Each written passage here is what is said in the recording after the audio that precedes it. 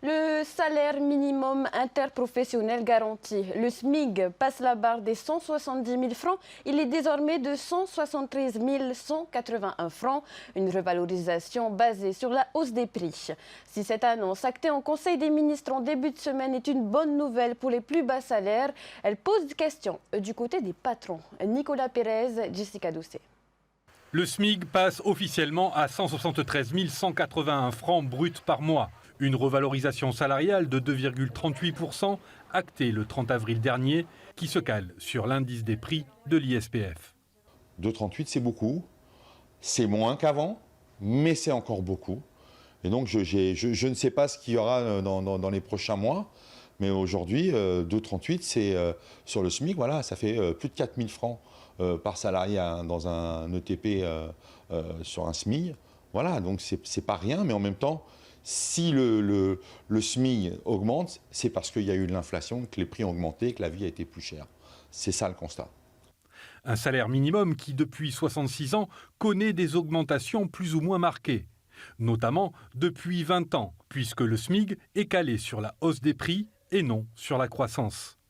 Si ce modèle de calcul est aujourd'hui institutionnalisé, la CPME s'interroge quand même sur le timing proposé par l'exécutif. Pourquoi on annonce le 30 avril l'augmentation du SMIC aux chefs d'entreprise, qui forcément a la réponse le 2 mai, puisque c'est férié le 1er mai, et forcément on va avoir du mal à répercuter ces augmentations sur le mois de mai.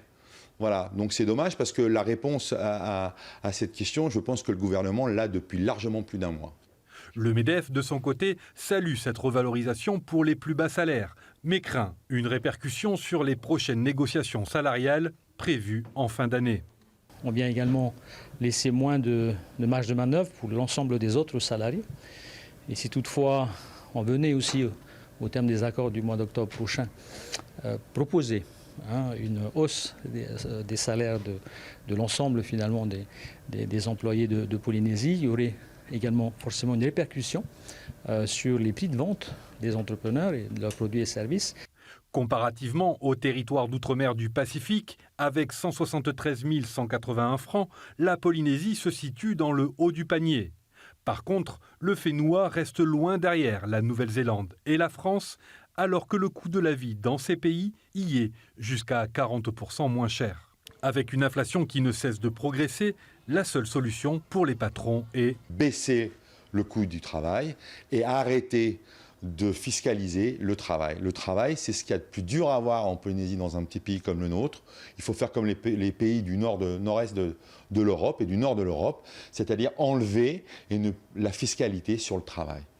Syndicats patronaux et de salariés discuteront prochainement avec le gouvernement pour trouver des solutions afin d'améliorer le pouvoir d'achat des familles.